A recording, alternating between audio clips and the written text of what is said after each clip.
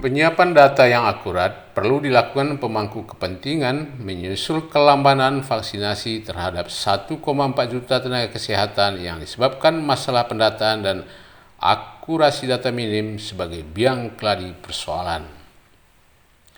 Persoalan akurasi data kependudukan yang menjadi ranah kependudukan dan catatan sipil atau Dukcapil belum optimum mengurai persoalan, tanda Saifullah Masyum, salah satu peneliti dari Lembaga Pengkajian dan Penelitian Institut Kewarganegaraan Indonesia atau IKI.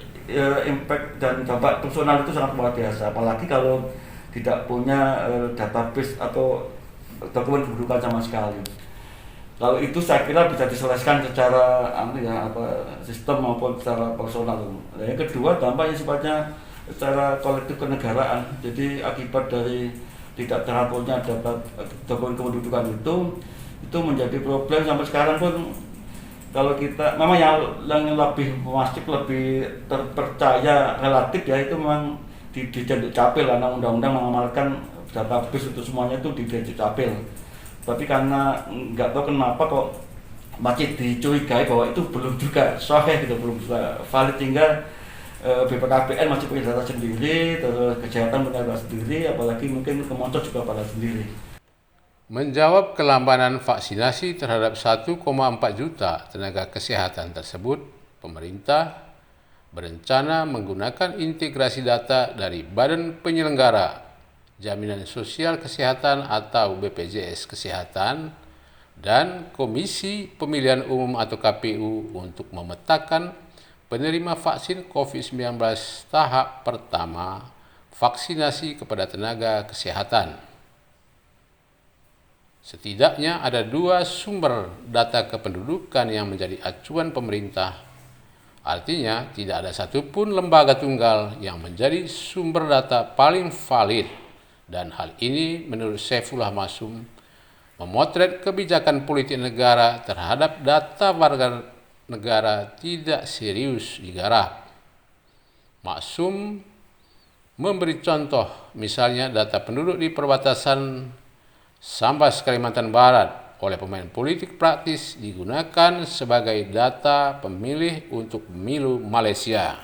Data atau pidana atau untuk menculasi kondisi itu, termasuk para pelaku-pelaku politik praktis yang diuntungkan dengan tidak rapinya database, misalnya untuk data pemilih, terus di daerah perbatasan.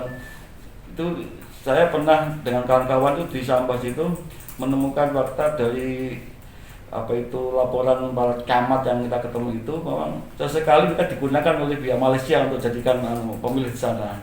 Selain data warga Sambas Kalimantan Barat, Masyum menyebut contoh berdasarkan neraca wilayah dan analisis statistik pada Biro Pusat Statistik Kabupaten Bogor. Angka terakhir jumlah penduduk Kabupaten Bogor pada tahun 2019 mencapai 5.965.410 jiwa dan 11 ribuan diantaranya difasilitasi Institut Kewarganegaraan Indonesia untuk memperoleh kartu tanda penduduk. Mereka tinggal tidak jauh dari Istana Bogor.